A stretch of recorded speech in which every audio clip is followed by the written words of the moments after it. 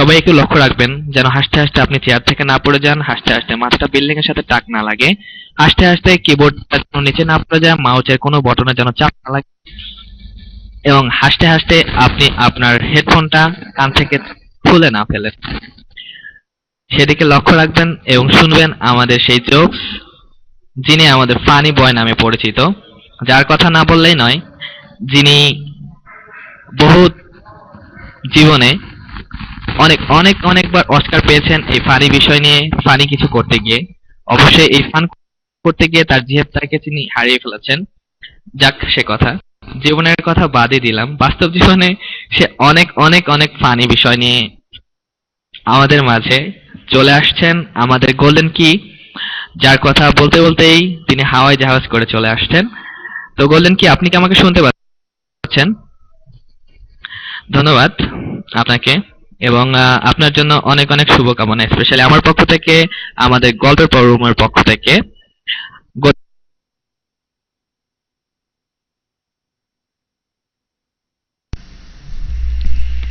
আসসালামু আলাইকুম। এই মুহূর্তে আমাদের গল্প ভয়েস চ্যাটরুমে গল্প গানে নতুন বছর অনুষ্ঠানে যারা উপস্থিত আছেন সবাইকে প্রীতি শুভেচ্ছা জানিয়ে আমি গোল্ডেন কি প্রতিবারের মতো এবারও আমার জোকস পর্ব শুরু করছি। শিক্ষক ক্লাসে এক ছাত্রকে জিজ্ঞেস করলো, আচ্ছা তোর পায়ে কি? বলতেছে জুতা। তখন পাশের আরেক ছাত্রকে জিজ্ঞেস করলো, আচ্ছা বলো তো জুতা কি দিয়ে তৈরি? চামড়া দিয়ে তৈরি। তখন শিক্ষক সবাইকে বলল, আচ্ছা বলো তো কোন প্রাণীর কাছ থেকে আমরা জুতা এবং অন্যান্য খাবার পাই?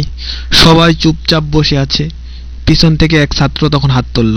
তখন শিক্ষক বলে উঠল, আচ্ছা তুমি জোরে জোরে ওই গাধাদেরকে বলে দাও কোন প্রাণীর কাছ থেকে আমরা জুতা আর অন্যান্য খাবার পাই। তখন ছাত্রটি বলে উঠল, আমার বাবা। শিক্ষক ক্লাসে এক ছাত্রকে জিজ্ঞেস করলো, আচ্ছা পায়ে কি? বলতেছে জুতা।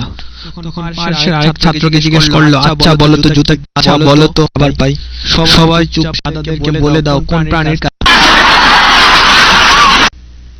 এক বাচ্চা ছেলে তার বাবা যেমন করে হুবহু কপি করে সেরকম। বাবা যেরকম কালার শার্ট পরে সেরকম কালার শার্ট, যেরকম জুতা সেরকম জুতা। একদিন বাবার সাথে গেল চুল কাটতে। বাচ্চাকে জিজ্ঞেস করতেছে সেলুনে, আচ্ছা তোমার চুল কিভাবে কাটবো? বলতেছে আমার বাবার মতো। আচ্ছা তোমার বাবার চুল কেমন? বলতেছে চারদিক দা চুল আছে, মাঝখান দা ফাঁকা। ওই দিন আমাদের সুইট গার্ল তার জামাইকে নিয়ে খেতে বসলো। তার জামাই রুটি খেতেই চিল্লান দিয়ে উঠলো, রুটি তিতা কেন? তখন সুইট গার্ল বলে উঠলো, রুটি পুড়া গেছিল, একটু স্যাভলন লাগাই দিছি। ওই দিন আমাদের হানিফ বই কেনার পর 1 বছর পর বইয়ের দোকানে বই ফেরত দিতে গেল। বলতেছে, আচ্ছা ভাই আপনি আমাকে কি বই দিয়েছেন? বইয়ের মধ্যে কোনো কাহিনী নাই, কোনো মজা নাই, কোনো মজা পাই না বইটা। বইয়ের মধ্যে কতগুলি শুধু নাম লেখা আছে, আর কিছুই নেই, কোনো হিস্ট্রি নেই। তখন দোকানদার বলে উঠলো, ও আপনি সেই গাধাটা আমাদের দোকান থেকে বইয়ের বদলে যে ফোন ইন্ডেক্সটা নিয়ে গেছিলেন। ওই দিন আমাদের পাথফাইন্ডার আমাদের আমিন ভাইকে বলতেছে, জানিস আমাদের বাসায় এত তেলাপোকা, এখন কি করতে পারি বলতো? আমিন ভাই শিখিয়ে দিল, তুই রান্না করে যাইয়া জোরে জোরে চিল্লাই পড়বি, আমার বাসায় কোনো খাবার নেই, খাবার নেই, খাবার নেই। তখন দেখলো বুদ্ধিমতো কাজ, কোনো তেলাপোকা নেই, সব চলে গেছে। তখন রাতে ঘুমায় রয়েছে পাথফাইন্ডার ভাই, দেখলো আবার তার মুখের মধ্যে সুরসুরি। তখন সে উঠে দেখলো সব তেলাপোকা আবার ফিরে আসছে। তখন দেখলো একটা তেলাপোকার সর্দার বলতেছে, 2টা হাত বাড়াইয়া দিয়া একটা রুটি দিয়া, আমরা আপনার জন্য খাবার নিয়ে আসছি। আমাদের পচা মেয়ে পার্কে বসে টাঙ্কি মারতেছে, ওইদিকে তার মা পিছন থেকে দেখে ফেলছে। বাসায় যে আসতে করে পচা মেয়ের মা পচা মেয়েকে ফোন করলো, বলতেছে, আচ্ছা পচা তুই এখন কোথায়? পচা মেয়ে বলতেছে, মা আমি তো পরীক্ষা দিতেছি। মা তখন বলে উঠলো, পরীক্ষা দিয়ে ভালো কথা, পাশ করলে ঠ্যাং ভেঙে গেলাম। ওই দিন আমাদের রাহেল পরীক্ষাতে নকল করতে যেয়ে ধরা পড়লো। সহকারী হেডমাস্টার ধরে প্রধান শিক্ষকের কাছে নিয়ে গেল। প্রধান শিক্ষকের কাছে বলতেছে, স্যার ও নকল করতে যেয়ে ধরা পড়ছে। তখন প্রধান শিক্ষক বলতেছে, ও কি নকল করছে? বাসা থেকে কোনো শিট নিয়ে আসছে? বলতেছে না। তাহলে ও কি নকল করলো?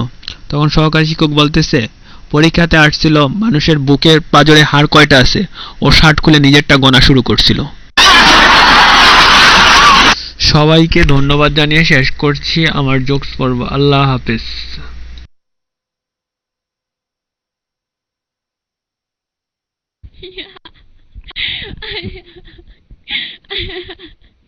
ধন্যবাদ